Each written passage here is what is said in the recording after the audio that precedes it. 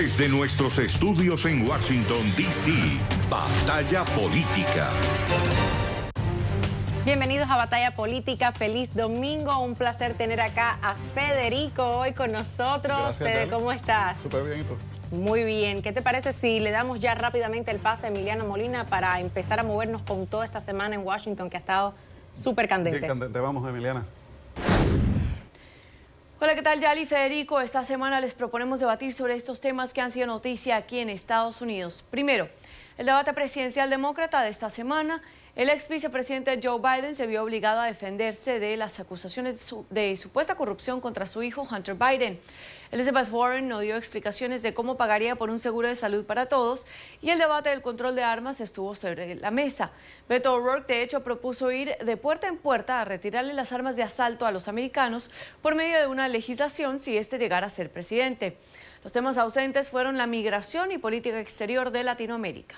Segundo, esta semana el jefe de gabinete en funciones de la Casa Blanca, Mick Mulvaney, admitió públicamente que la ayuda financiera a Ucrania se retuvo por 3 motivos.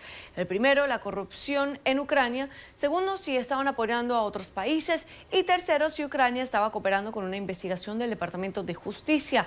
Pero asegura que el dinero no tenía nada que ver con los Bidens. Es la primera vez que un funcionario de la administración admite públicamente que sí vimos un quid pro quo, o sea, una cosa a cambio de otra. Pero horas más tarde se retractó y por medio de un comunicado dijo que los medios de comunicación habían malinterpretado sus palabras. El jefe del Comité de Inteligencia de la Cámara de Representantes dijo públicamente que las cosas para Trump van de mal a peor. Tercero, Estados Unidos pactó este jueves con Turquía un alto al fuego para detener las hostilidades en el norte de Siria y permitir el repliegue de las milicias kurdas, que fueron la fuerza de choque de Washington en la derrota del Estado Islámico. El vicepresidente Mike Pence, acompañado del secretario de Estado Mike Pompeo, viajó hasta Ankara para arrancar, tras más de 4 horas de reunión, un compromiso con Recep Tayyip Erdogan. Yali, Federico, es tiempo para el debate. Muchísimas gracias, Emiliana. Fede, esta semana ha estado puro fuego, debate demócrata, toda la trama esta del impeachment, Siria, pero empecemos con los debates demócratas que hubo en Ohio. Pues mira, yo creo que fue el debate más álgido que han tenido los demócratas hasta ahora. Habíamos visto una Elizabeth Warren que se había quedado en los debates previos en el background, que no estaba muy animada. Ahora fue objeto de todos los ataques de sus compañeros del partido. Joe Biden pues se quedó también un poquito atrás. Pete Buttigieg sacó la cuchilla en contra de Elizabeth Warren, así que yo creo que para todos los demás debates, que francamente el último estuvo aburridísimo, y yo soy demócrata, hay que decir las cosas como son. Este fue más candente y yo creo que fue más sustantivo que los demás, fíjate. Estoy de acuerdo contigo que ha sido el mejor que han tenido hasta el momento. Sin embargo, muy decepcionada quedé con que no se mostraron con deseos de obtener el voto hispano, porque ignoraron a los hispanos totalmente. No escuchamos hablar de inmigración, no escuchamos hablar de la crisis humanitaria que hay en Venezuela, de las situaciones que se han dado con el control de Cuba sobre lo que está sucediendo en la región y en Venezuela específicamente. No se escuchó absolutamente de los temas que realmente le interesan a los hispanos, incluso la economía, el mencionar que acabábamos de salir del mes de la herencia hispana, de que tenemos un desempleo para los hispanos de 3.9 y para los estadounidenses de 3.5% de desempleo, cifras históricas. No escuchamos nada de esto. Pues mira, Julián Castro brevemente mencionó la separación de familias en la frontera. Elizabeth Warren dijo que había ido a yo no sé cuántos estados y a Puerto Rico, pero eso ha sido una constante, lamentablemente. De hecho, en Miami, que hubo, creo que fue, si no el primero, el segundo debate, en Miami. Fue 2 debates atrás. 2 debates atrás, no mencionaron a Cuba, no mencionaron a Puerto Rico, no mencionaron a Venezuela. Bueno, Bill de Blasio la mencionó ofendiendo, diciendo hasta la victoria siempre en el aeropuerto de Miami. Pero eso no fue en el debate, eso fue afuera. Sí, pero bueno, fue uno de sus candidatos en aquel momento. Lo que sí te puedo decir que no me gusta ver que dan por sentado el voto hispano. No lo tienen todavía en el bolsillo. No lo tienen, y yo como demócrata te digo que me decepciona eso. Creo que tienen que fijarse no solamente en el voto hispano en general, sino hacer como hacen los republicanos. Los venezolanos tienen unas prioridades, los cubanos tienen otras, los puertorriqueños otras, los nicaragüenses es otro segmento del electorado, los colombianos que ahora están llegando mucho a Florida, y no saber hacer esa diferenciación y pensar que la retórica inflamatoria de Trump automáticamente se traduce en un voto a favor de los demócratas es no entender nuestro electorado. pero yo creo que en los temas generales, como estaba diciéndome una compañera anteriormente, fuera del aire, los temas de salud, el tema yo creo que de impeachment ahora está moviendo las encuestas, pero los debates también bien largos, 3 horas. ¿Quién de verdad que no sea un fanático de la política como tú y yo? Un news junkie como Exacto. nosotros. Se queda 3 horas y pico viendo eso, tú sabes.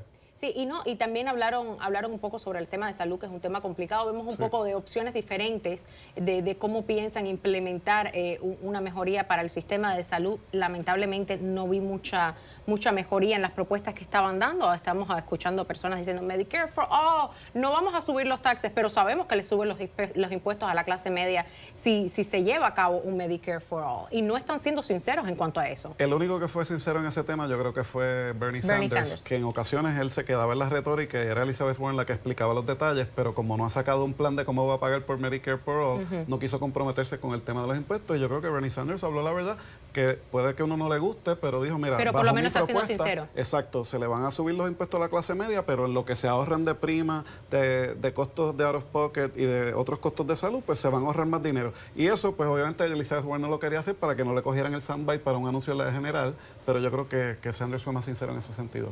No, y los demás demócratas le cayeron encima a ella porque le dijeron, tú no eres la que tienes un plan para todo, ¿y dónde está tu plan para el tema más importante, que es la salud? Sí, y me gusta lo que dijiste en tu respuesta anterior, de que es una equivocación que tomen por sentado que el tema de inmigración le interesa por igual a todos los hispanos, porque no es así, y que lo tomen como algo general para marcar lo que es el voto hispano, porque no es así. Los venezolanos, como tú dices, y siempre lo he dicho yo también, tienen sus problemas, los cubanos tienen lo suyo, los colombianos otros asuntos que le interesan, y entonces la manera en que ellos se están proyectando hasta este próximo ciclo de 2020, no tocando los temas que a cada comunidad le interesa, cuando los hispanos van a ser la mayoría en este próximo ciclo electoral, van a ser los que más se van a expandir en cuanto a tener el poder del voto. No lo están sabiendo conquistar, no están sabiendo aprovechar esta oportunidad. Hay que admitirlo, esa es la realidad. Y tanto en el mensaje como en la cuestión táctica. Y como hay como 20 candidatos, pues también es bien difícil también concentrar todos los mensajes. En el escenario eran muchos. Sí. Pero fíjate, yo creo que fue importante que los moderados del Partido Demócrata demostraran que ellos también tienen sus ideas, forzar a Elizabeth Warren y a otros liberales a tener que defender sus planteamientos. Y a diferencia de los debates del principio, nadie habló nada en contra de Obama, nadie habló, se habló obviamente de que los ricos van a pagar más. ¿Viste el intercambio ese entre Biden y Warren cuando él le dijo, yo te conseguí los votos? Y Elizabeth Warren le dijo, yo estoy muy agradecida al presidente Obama, que por cierto acaba de salir la noticia que Obama está endorsando a Justin Trudeau, el presidente en Canadá, pero sin embargo no ha endorsado a Biden, no ha endorsado a ningún demócrata. ¡Ouch! Fíjate, pero yo ¡Qué dolor! Sí, Qué obviamente triste. eso le duele a Biden, pero yo creo que el presidente Obama es más que... vicepresidente. Bueno, perdóname, yo creo que Obama quiere ser la figura unificadora del partido para que cuando haya un candidato, pues él pueda apoyarlo y que no se convierta en un ente divisorio. Para, pues, si escoge a uno u otro, pues entonces eso, por definición, va a crear resentimiento en cualquiera de los otros candidatos que no haya apoyado. Así que yo creo que él, como Bill Clinton hizo en la convención del 2012, puede ser el elder statesman, ¿verdad? El hombre de Estado del partido. Pero es diferente, porque Biden fue su vicepresidente. Claro. Biden fue la opción que él tomó para llevar a la Casa Blanca para implementar las políticas que quería implementar para el país. Entonces, lo lógico hubiera sido que lo hubiera endorsado. Sin embargo, estamos viendo que hasta el mismo Biden dice que Obama le dijo, tú no tienes que hacer esto, Joe. ¿Será porque no siente que está listo? No, definitivamente sabe que está listo, si no lo hubiera escogido como su vicepresidente. Es el primer criterio. Una cosa es escogerlo como su vicepresidente y otra cosa es apoyarlo a la presidencia. Sí, pero el primer criterio cuando uno escoge un vicepresidente es si puede hacer el trabajo. Y la experiencia de Joe Biden en relaciones exteriores y sus políticas domésticas con la violencia contra la mujer y otros temas le daban una fortaleza, especialmente él viniendo de Pennsylvania. Y obviamente si a Obama le hubiera pasado cualquier cosa, Biden hubiera estado listo el primer día. No son los mismos tiempos. El debate, claro, el debate es si Biden es el hombre para el momento en que estamos. Yo no creo que el issue sea si es la preparación. Yo creo que es más, tiene la energía y tiene la visión que el Partido Demócrata está buscando ahora. y yo creo que ese es el debate. Y obviamente, te tengo que confesar, yo lo vi a Biden con más pasión defendiendo la traición de Trump a los kurdos que su propio hijo. Yo vi la respuesta sobre Hunter Biden como algo practicado, de talking points, sin mucha emoción, cuando yo y muchos demócratas hubiéramos esperado que se hubiera indignado que estén usando a su familia en esto de Ucrania, y sin embargo, cuando se trató de los kurdos, ahí se vio que su fuerte es la política exterior, y en las primarias demócratas son los issues domésticos usualmente los que le importan más. No creo que sea muy experto en lo que es la política exterior, y creo que lo demostrado con bueno, este tú no puedes estar de escándalo, acuerdo con él, pero experto fue el presidente de la Comisión de Relaciones Exteriores, conoce a presidentes con todo. Escucha esto.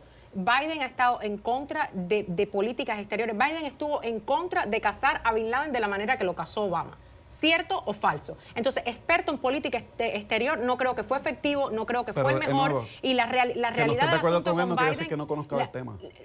Pueda conocer del tema, pero no es el mejor que define sobre el tema. Y creo que por eso es uno de los aspectos que Elizabeth Warren también ha marcado en estos últimos tiempos o en estas últimas semanas, y ha despuntado un poco más que él en las encuestas. Biden se está viendo lento, Biden se está viendo que no es efectivo en las cosas. El escándalo de Ucrania le ha afectado fuertemente, porque es muy difícil el pararte en un escenario y hacer lo que él hizo, el decir, no, mi hijo no hizo nada equivocado, cuando tu hijo salió ese mismo día a dar una entrevista a ABC News y dijo que su juicio ante lo que hizo fue pobre. Entonces, realmente, realmente el que haya tape, o sea, que haya grabación de Biden diciendo que él le dijo al fiscal que estaba investigando a la compañía china para la que su hijo trabajaba o era miembro de la junta, te vamos a despedir, y que ese fiscal le haya dicho a Biden, tú no tienes el poder, y que tú no eres el presidente, tú no tienes el poder, y que Biden le diga, pregúntale a Obama.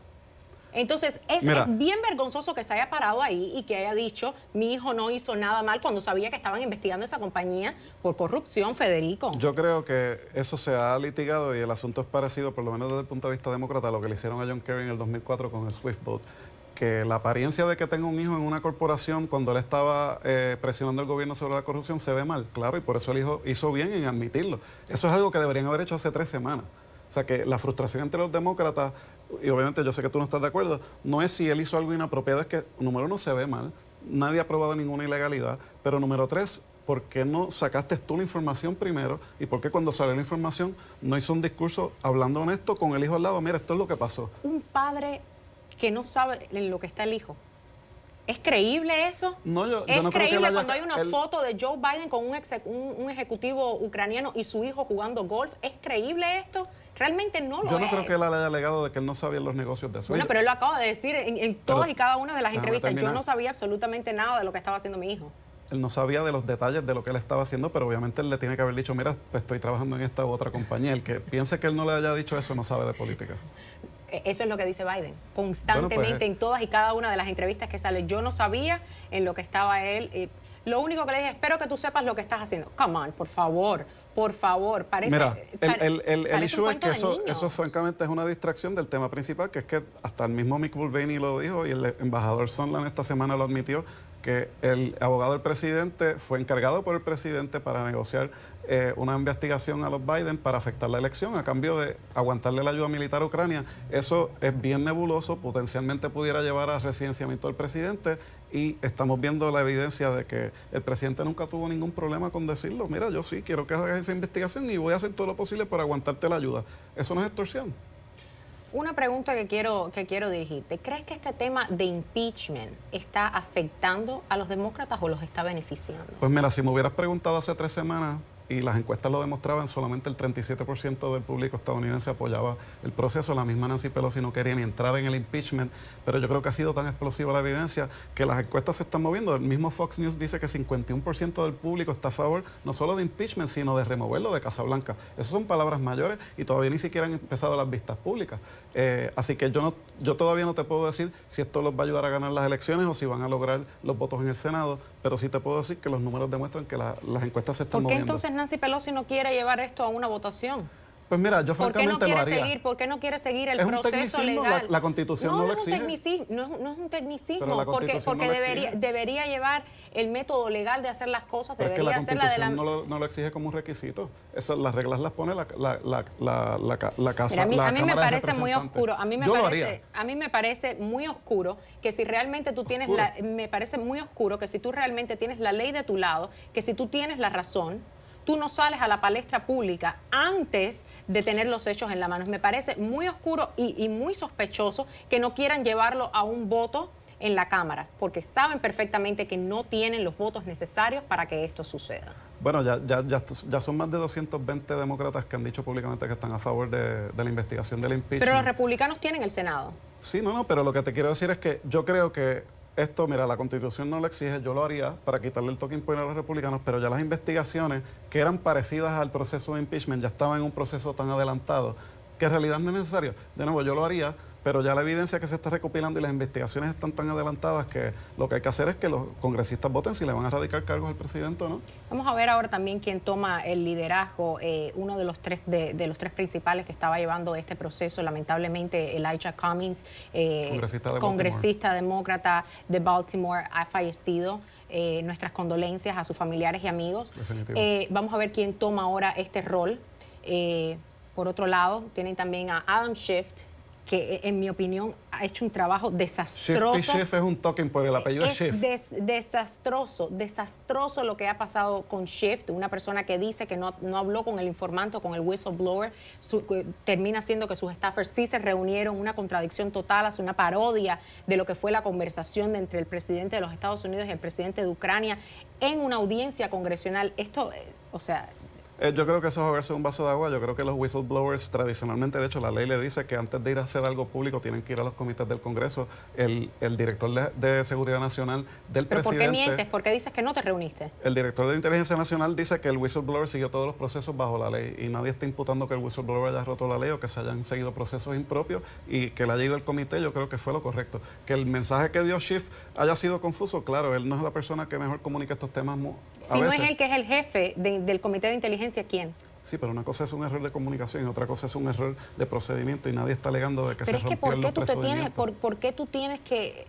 Es una falta de respeto al contribuyente, a la persona que prende el televisor a ver una audiencia seria de los Estados Unidos de Norteamérica, donde se está hablando del presidente de tu país, donde se está hablando del futuro de tu país, hacer una parodia y una sátira de una llamada telefónica tan seria y cuando se está tratando un tema tan importante. Yo creo que la falta de respeto... Se merece continuar en esa posición, el haciendo este tipo de alegaciones y el llevando este tipo de procedimientos de la mano. Yo creo que lo están haciendo de una manera cuidadosa. Primero, lo están haciendo como usualmente hace el Comité de Inteligencia tras bastidores para que los otros testigos no sepan cuál fue las preguntas que enfrentaron los otros y no puedan cambiar su historia. Y ahora que el Congreso está de vuelta en sesión, habrán vistas públicas como tiene que ser para que el público entero lo pueda ver y puedan decidir. Vamos a ver si no siguen con el mismo circo. Pero ¿qué te parece si vamos a una pausa y regresamos con mucho más en nuestro próximo segmento con Batalla Política? Y bienvenidos de regreso a más Batalla Política y ahora estamos aquí con nuestra invitada Paulina Chávez, analista política. Gracias por estar con nosotros. Gracias por la invitación, es un placer estar aquí con ustedes y con todo su auditorio. Claro que sí, bienvenida Paulina. Vamos a empezar con todo este debate que se dio en Ohio, bastante controversial. Vimos a los candidatos presentando, en mi opinión, las mismas ideas. No escuché mucho de temas hispanos. ¿Qué te pareció que no se habló de inmigración, no se habló de la situación económica y la crisis humanitaria que hay en Venezuela, por ejemplo, que afecta en Latinoamérica, Cuba, ni en Ecuador, Venezuela? ni Haití, ni Puerto Rico. No se habló de Latinoamérica en este debate. ¿Cuál es tu opinión al respecto? Bueno, yo creo que evidentemente para los que seguimos de cerca estos temas es una oportunidad en la que nos hubiera gustado ver el posicionamiento de estos candidatos que hasta ahora pues son los punteros, son los que tienen de alguna forma una mayor probabilidad de alcanzar la nominación, pero creo que también es una campaña larga, todavía tenemos demasiados contendientes en el campo demócrata y creo que también evidentemente se tiene que priorizar aquellos temas que le importan a la ciudadanía, que le sirven a ellos para posicionarse dentro de sus simpatizantes y empezar a generar este tipo de apoyos que los van a empezar a perfilar como los punteros o empezar a hacer este filtro natural que ya urge que se empiece a decantar, ¿no? A achicar ese inmenso campo en el que todavía tenemos tenemos demasiados aspirantes demócratas. Entonces creo que es natural que se ponga el énfasis en los temas que dominan la agenda mediática de los últimos días. Por supuesto, el tema del impeachment que se presente aquí en Washington, en esta investigación que ha decidido abrir la Cámara de Representantes. Por supuesto, los temas de la economía, por supuesto que los temas del sistema de salud son los temas que yo creo que le hablan más al grueso de la población, al electorado, y creo que es un buen momento para que estos candidatos empiecen a perfilarse, empiecen a posicionar cuáles son sus ideas, cuáles son sus divergencias respecto a sus oponentes, y que la gente pues empiece a saber cuáles son las respuestas o cuáles son los planes que ellos podrían en marcha de ser electos primero candidatos y después de ser electos presidentes. Y Paulina, ¿te parece que el hecho de que los candidatos viraron su enfoque, empezaron a atacar a Elizabeth Warren, fue positivo para ella? Porque ella pues ahora está en las encuestas adelante, aunque todavía hay algunas que tienen a Biden al frente. ¿Crees que eso le convino porque se pudo defender y ser más prominente, o crees que eso le puede hacer daño porque todo el mundo se le echó en contra? ¿Cómo viste esa dinámica? Yo creo que es una de estas grandes paradojas que nos ofrece una contienda preliminar, estas primarias que estamos viendo ahora con el Partido Demócrata, ¿no? Evidentemente, los ataques se centran en quien es considerado el puntero, en quien es considerado quien lleva la delantera y quien de alguna forma representa una amenaza para las aspiraciones de los demás. En ese sentido, creo que no hay ningún tipo de sorpresa. Es evidente también que Joe Biden ya no es quien goza de esta posición, ya él no se siente cómodo en esa posición, sus oponentes lo saben, el público yo creo que fue algo que pudo observar, ya nadie lo atacó, ya no tuvo ningún tipo de tener que estar a la defensiva, como sí estuvo Warren. Yo creo que evidentemente no creo que sea algo que le beneficie, porque sí este escrutinio que sufre de parte de sus mismos, digamos que copartidarios, no necesariamente abona a la construcción de una candidatura sólida, pero creo que también es el momento en el que se tienen que debatir las ideas, en el que se tienen que exponer cuáles son los puntos débiles, qué es lo que a lo mejor tiene que refinar para poder transmitir mejor cuáles son los planes que ella pondría en marcha de ser electa la candidata. Entonces creo que también es una buena etapa en la que precisamente puede fortalecer a los candidatos para que ubiquen en dónde tienen que poner más atención, para que los temas que tienen en mente, los proyectos que están pensando echar a andar, pues tengan muchísima más solidez y muchísima más consistencia. Cuando mencionas la economía, realmente no escuché mucho, Paulina, sobre economía. Estamos viendo un desempleo entre los hispanos del 3.9%, cifras históricas y sin precedentes que nunca se habían alcanzado en este país. Vemos un 3.5% en general para los estadounidenses. No los escuché a los candidatos hablar mucho de economía. ¿Crees que les está costando el reconocer que la economía está marchando bien bajo el presidente Trump? Y otra parte, quiero entrar en dos preguntas en una. ¿Crees que a Biden le ha afectado todo este escándalo de Ucrania? Porque su hijo dio una entrevista ese mismo día y realmente no fue buena la perspectiva ni la percepción o la óptica que creó esa entrevista. Bueno, yo creo que se abordó el tema de la economía desde el punto de vista muy concreto de la automatización, cómo eso ha afectado la generación de empleos, cómo podría seguir afectando. Yo creo que eso es algo que preocupa a todos los votantes, particularmente los de los estados estratégicos en esta elección, lo que se conoce como perdona que te interrumpa, Rust Belt. pero ahora que dices de la automatización, a mí me estuvo rarísimo esa discusión entre Andrew Yang y Elizabeth Warren, que ya decía que no había evidencia de que la automatización estaba restando trabajo. Ajá. Y él Pero obviamente se han creado miles de empleos bajo este presidente en la manufactura. Pero bueno. Claro, pero creo que también es hacer un contraste, ¿no? También es abordar este tema que está ahí. Desafortunadamente el presidente Trump yo creo que no lo ha enfocado de la manera correcta, en la cual él sigue trayendo a colación las promesas de regresar los empleos del carbón, regresar los empleos de cosas que ya es más fácil hacer a través de las máquinas, todo esto que se ha hecho mucho más fácil a través del libre comercio, a través de la solidez de las economías tan vinculadas que tenemos con nuestros socios en México y en Canadá. Entonces creo que es una buena manera de abordar el tema desde un punto de vista mucho más realista, desde un punto de vista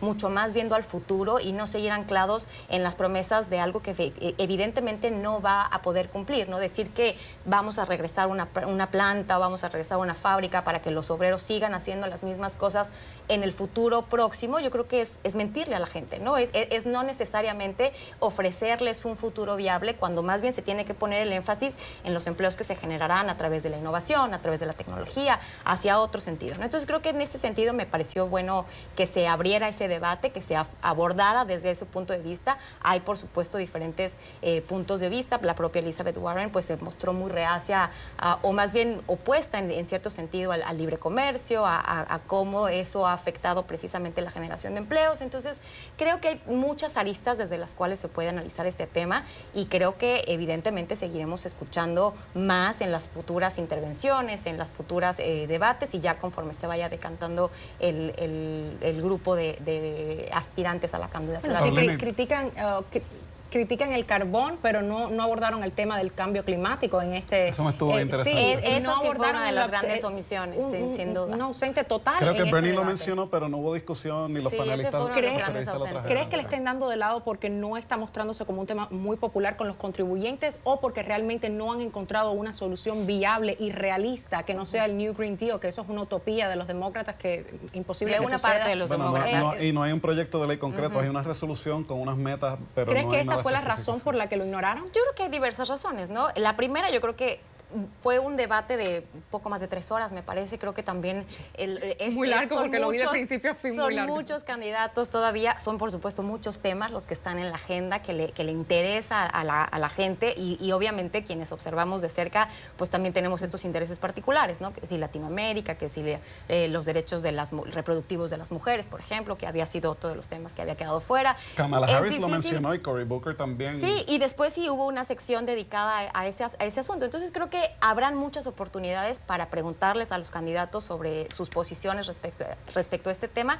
Y sí, creo que también están terminando de afinar cuáles van a ser las posiciones ante este desafío global. Yo creo que no nada más los aspirantes en Estados Unidos, sino en general los líderes del mundo, ¿no? Y Paulina, como comunicadora, te quería preguntar tu impresión, ahora que parece que el residenciamiento, el impeachment, es algo que une a los demócratas cuando antes era un tema divisivo, ¿tú lo viste como una oportunidad de que todos se mantuvieran en un mensaje que el pueblo pudiera entender sobre ese tema o lo viste como algo que le pudiera restar votos al Partido Demócrata? ¿Cómo viste No, esa yo parte? creo que siempre presentar una posición unida y consistente creo que siempre es positivo. Entonces, creo que nos habla de esta idea que ahora ya tienen los demócratas, ya tienen una evidencia concreta, ya tienen algo que es muy fácil de transmitirle a la gente, ¿no? El presidente Trump con él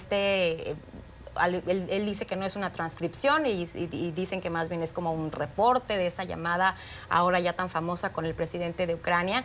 Creo que es mucho más fácil y evidente poderle transmitir a la gente, a diferencia de los reportes, de los resultados del reporte Mueller, en el cual pues era un poco nebuloso, ¿no? Como que hay obstrucción, pero no hay obstrucción, pero sí se puede perseguir, pero no se puede perseguir. Entonces no había algo contundente que fueran capaces los demócratas de mostrarle a su electorado que efectivamente hay una violación, hay un comportamiento errático y no conveniente por parte del presidente de los Estados Unidos. Es clara cómo está utilizando el poder de la presidencia, no como un candidato, no como un aspirante, no como un ciudadano, sino ya concretamente desde la presidencia. Y creo que ahí tienen poco margen de maniobra. Las evidencias están ahí y claro que ellos evidentemente no quieren dejar el mal precedente de que sea un asunto que no le represente ningún tipo de consecuencia a este presidente o al presidente que venga en el futuro. Entonces creo que ellos están más bien enfocados en ese asunto.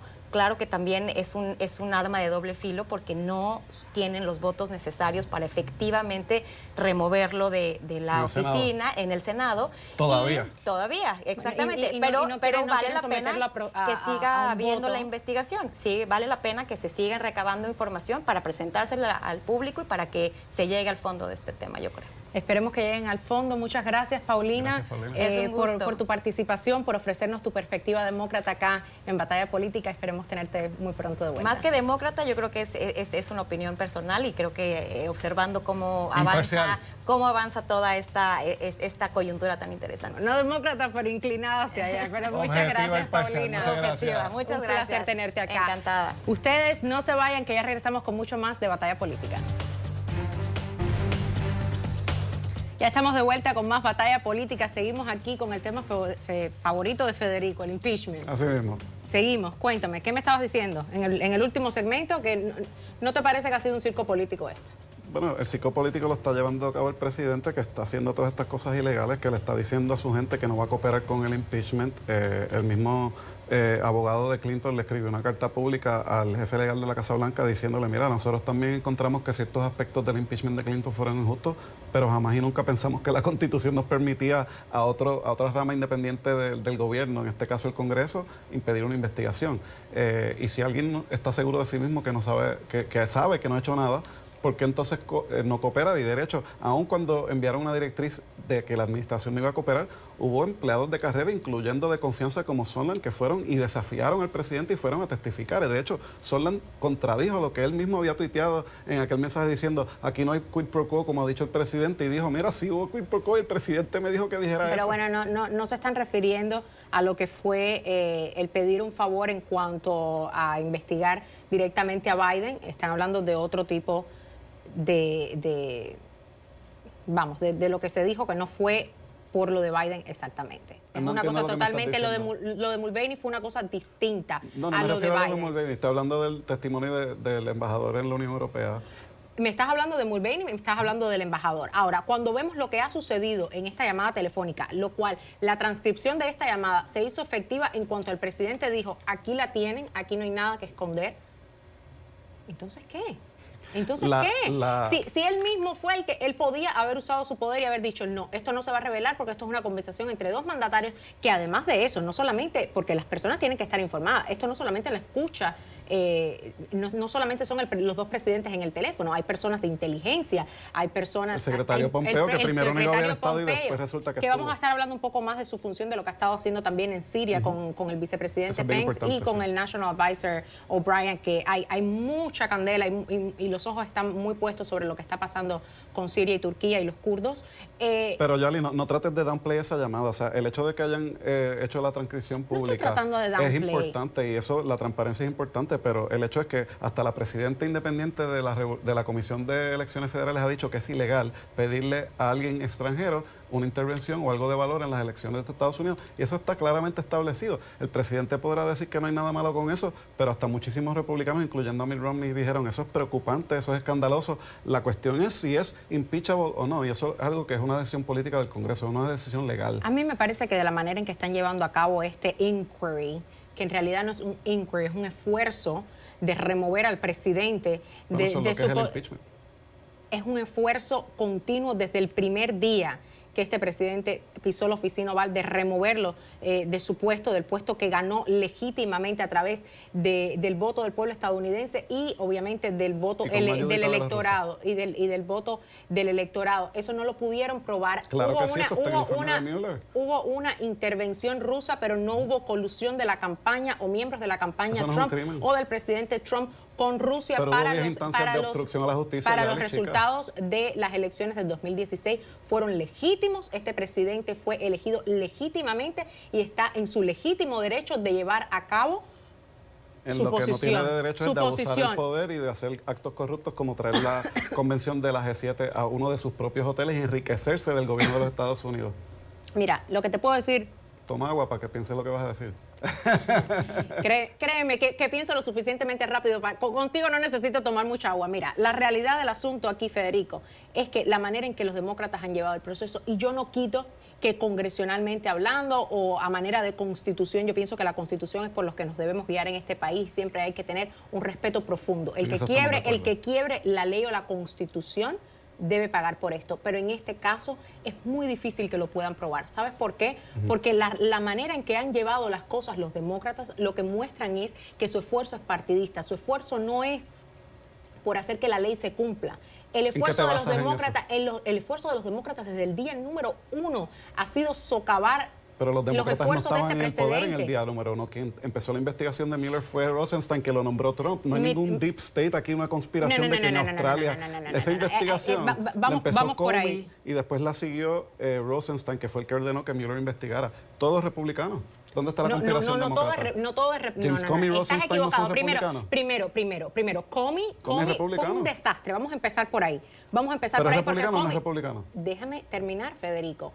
Comey fue un desastre para el FBI. Las cosas que se vieron y la falta de dignidad que se vio durante el puesto que mantuvo Comey o durante el tiempo de tenure que tuvo Comey en el FBI no se ha visto nunca en este país.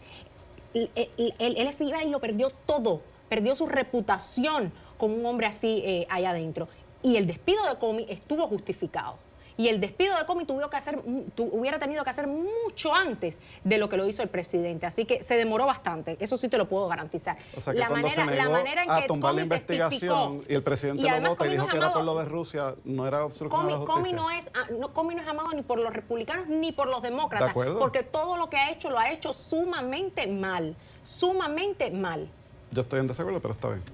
Y además, una persona que trabaje en una posición como la que trabaja Comey, como la que trabajaba Comey, no era para que estuviera de partidario. Y se ha visto partidario, pero sumamente y extremadamente. Ha sido republicano y nombrado por republicanos toda su vida. Mira, la realidad del asunto es que, bueno, y ya Rosenstein también. Ya está fuera. Ya está fuera. Ya está fuera. Rosenstein está fuera. Está fuera.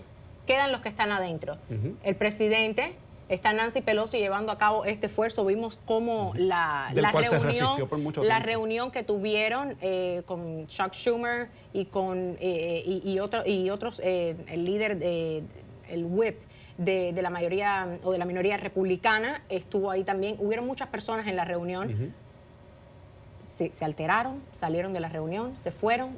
Y era la reunión sobre Siria, un tema candente, un tema que en estos momentos el vicepresidente y el secretario Pompeo negociaron un cese al fuego con Turquía para lo que está sucediendo en Siria. El cese al fuego con Turquía es un paso positivo, aunque es de 5 días, pero no hubiera sido necesario si el presidente no hubiera sacado las tropas unilateralmente allí para traicionar a los kurdos, algo que el Partido Republicano entero se opone. Hasta 300 miembros de la Cámara de Representantes contra 60 aprobaron una resolución contra Trump y esa decisión. ¿Eso no le preocupa al presidente que esté perdiendo apoyo mira, entre lo que ha sucedido con los kurdos es preocupante y eso yo no lo niego. Fueron nuestros aliados, nos ayudaron en el momento que teníamos que los necesitamos. Cuando realmente los necesitaron, estuvieron ahí con nosotros. Sin embargo, lo que ha sucedido en esa región es un conflicto demasiado grande para cualquier país solucionar. Que teníamos que tener presencia, teníamos que tener presencia. No se retiraron todas las tropas de Siria. Y eso hay que mencionarlo. Bueno, el presidente habían dio la orden de que 2.000, se retiraron, se dejaron aproximadamente 400.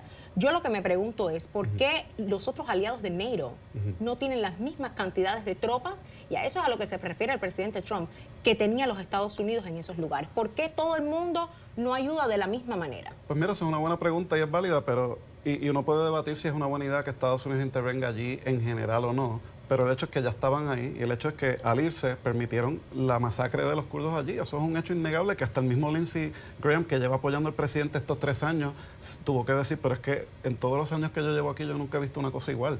Y de la manera que la hizo, la carta que salió que le mandó a Erdogan diciéndole que no sea un fool, que no seas un payaso. O sea, eso no es manera para el presidente conducirse en el escenario internacional y entonces envía a Pence y a Pompeo allí y hace una conferencia de prensa. Y al Pensaba que Pompeo National también. Advisor. Exacto. O'Brien. Y se hace una conferencia de prensa totalmente con un mensaje contrario diciendo que los kurdos no eran angelitos, que Turquía yo le voy a destrozar la economía, que lo he hecho antes. ¿Cuándo Donald Trump destrozó la economía de Turquía? Yo me perdí esa noticia. Mira, la realidad de lo que ha sucedido y la conclusión de lo que se ha llevado a cabo ha sido un pacto de un cese al fuego por parte del vicepresidente Pence, por parte de Pompeo, por parte de O'Brien. Esperemos a ver, porque se ha estado monitoreando esta situación. También se había sacado un comunicado diciendo que no se endorsaba el ataque de Turquía al noreste, es en el noreste de la región sí, con la frontera con Siria, Turquía de Siria. Sí. Entonces, esperemos a ver, se está monitoreando la situación. Yo pienso que los demócratas constantemente han pedido que no se queden las tropas en estos lugares y todo el mundo ha estado de acuerdo en sacar las tropas. Cuando Trump mete la mano y saca las tropas, es ahí donde viene la situación, es ahí donde viene el problema y es ahí siempre donde viene la crítica porque viene de Donald Trump. Bueno, como te dije, Lindsey Graham no es ningún demócrata y los... No estoy diciendo, lo que estoy diciendo es... de cada 4 congresistas republicanos él hizo que también lo criticaron. Él hizo su promesa de campaña, está llevando a cabo su promesa de campaña. Ahora, si la estrategia fue completamente o un 100% buena o no, está por valorarse. Es que es un problema, mira, porque sí, y esto obviamente no se le puede echar toda la culpa a Trump, porque de hecho Estados Unidos está ahí por Obama. Exactamente. Estados Unidos le hizo lo mismo a los kurdos en el 91. El mismo presidente ha criticado a Bush padre. En el 91 le dijeron a los kurdos de Irak, rebélense contra Saddam Hussein, que Estados Unidos los va a salvar, y parecido a lo que le hicieron a los cubanos con la Bahía de Cochinos, abandonaron a los kurdos en el 91 y ahí fue que Saddam Hussein con el gas y todo los masacró. Y de hecho eso fue una de las justificaciones para la invasión. Mira, Entonces ahora le aquí lo estamos haciendo a los importante- kurdos aquí lo lo mismo otra vez, importante- 20 años después. Aquí lo- ¿Quién va a aquí lo querer confiar en importante- Estados Unidos con acciones como esa? Aquí lo importante es que no se beneficie Vladimir Putin de esta situación, que no se beneficie un Bashar Pero ese al-Assad es que él se aquí- beneficia. Pero déjame terminar. Yo sé que estás emocionado, pero vamos a calmarnos.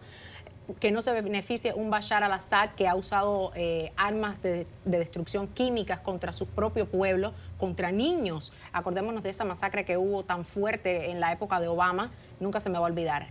Muchísimos niños murieron.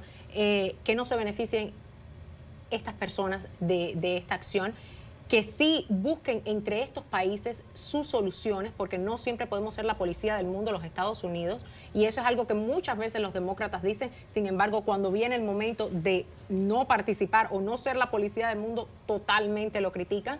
Entonces, yo creo que es una cuestión de balance aquí. Mira, en también. eso último estoy de acuerdo contigo y de hecho hay que prevenir que Irán también se beneficie de esa situación. Totalmente. Y yo creo que la diferencia está en esto. Mira, Obama fue el primero que se salió de Irak porque fue una promesa de campaña, pero entendió cuando se fortaleció ISIS, que en realidad fue por la guerra de Irak de Bush, que yo creo que en eso los demócratas y los republicanos, por lo menos bajo Trump, estamos de acuerdo que eso fue un error, pues dijo, mira, pues sí, me tengo que meter. No era lo que queríamos, pero lo vimos como algo necesario. Y en este instante yo creo que sí que hay un acuerdo de que Estados Unidos no tiene que estar tan metido en Medio Oriente, pero nuevamente darle la luz verde a una masacre de los aliados de Estados Unidos, ese fue el error. Estar o no estar ahí en términos generales no es el asunto. Pero también vamos a recordar que Turquía también siempre ha sido un aliado de los Estados Unidos. Vamos a remontarnos muchísimos años atrás con la guerra de los misiles. ¿Dónde tenía los misiles Estados Unidos para vigilar a los rusos? En Turquía. Entonces es un punto clave. Es un punto clave también, es un aliado de los Estados Unidos. Entonces por eso es que digo que este tipo de situaciones hay que manejarla con cierto balance. Es efectivo lo que me dices y es verdadero que no podemos abandonar a nuestros aliados como lo han sido los turcos, que lo han sido por muchísimos años, que nada más que hubo que darle las armas para que salieran hombro a hombro con los soldados estadounidenses a defender nuestros intereses, pero tampoco podemos obviar a un Turquía que nos ha servido en muchísimas ocasiones como un punto de referencia para mantener chequeados a los rusos. Y de hecho, Turquía fue de los primeros países que se opuso a Assad y ese balance es necesario. Así que sí, yo creo que en eso último estamos de acuerdo. Perfecto. Entonces, ¿qué te parece si nos vamos a una pequeña pausa comercial y regresamos con más de Batalla Política y nuestro acuerdo? Ya volvemos. Y estamos de regreso con más Batalla Política y llegamos a la sección final del acuerdo. Yali, ¿en qué estamos de acuerdo? Cuéntame. Yo creo que en que no se mencionó a los hispanos, se ignoró, se dio por sentado el voto de los hispanos en ese debate demócrata. No se habló del desempleo, los números geniales que se están manejando con el desempleo para los hispanos y para los estadounidenses en general también. No se habló de la economía mucho. Sí se criticó la manufactura, cuando sin embargo se han creado miles y miles y miles de trabajos de manufactura bajo este presidente y casi 7 millones o 6.6 millones de empleos durante su administración, durante estos dos cortos pero tormentosos 2 años y medio. Claro, por esta intervención demócrata de ustedes, pero creo que sí, que se tenía que haber tocado el tema de los hispanos, que se tenía que haber mencionado en política exterior la crisis humanitaria tan fuerte que se está viviendo en Venezuela, que afecta a la región, por consecuente a Colombia y a los otros países alrededor de Venezuela. Entonces, se ignoró a los hispanos. Definitivamente que Latinoamérica haya sido ignorado tanto en estos debates y los temas hispanos, como tú dices, con lo que está pasando en Haití, en Ecuador, con lo que pasa en Venezuela, lo que está pasando en Puerto Rico, que es parte de Estados Unidos. Yo creo que eso es algo que los demócratas no pueden no pueden seguir ignorando. Y también los números. Los números hablan por sí solos cuando se trata de la crisis migratoria. Este año, en el año fiscal de 2019, se consideró una cifra de 975,000 y mucho más, y 700 algo de personas, de cruces, de intentos de cruces ilegales o de detenciones.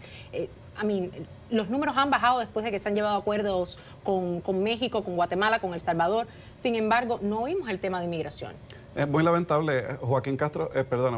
Julián Castro siempre trata de mencionarlo y hace intervenciones inteligentes, pero ni se le hace coro, ni los periodistas o panelistas le hacen follow-up. Y es muy lamentable porque es una situación que no solamente afecta a los hispanos, afecta a la frontera, afecta a la economía de todo el país y los valores de este país. O sea, tú y yo podemos estar de desacuerdo en cómo se hace una reforma migratoria, si se deben de dividir familias o no, pero se tiene que atender el tema. Y se tiene que atender en un debate donde el pueblo va a escoger al próximo presidente, donde vamos a decidir cuáles son las políticas migratorias, cuáles son las políticas en nuestro propio patio aquí en América. Y los dos partidos, francamente, ignoran América. Todo siempre es en el Medio Oriente, todo siempre es Europa o Rusia, Asia y América Latina, los vecinos, nuestro hemisferio, donde se comercia más, nuestra región. No podemos seguir ignorándola, de acuerdo contigo. Totalmente. Y yo creo que también otro tema, sí se tocó el tema de salud y todo esto, pero en cuanto a los empleos de manufactura, vuelvo nuevamente a hacer hincapié en los números de desempleo que hay en estos momentos. ¿Por qué no hablan de esto? Yo creo que de cierta manera es porque quieren ignorar que a pesar de todo este escándalo y de toda la polarización que pueda haber, le está yendo bien al país con Trump en cuestión económica.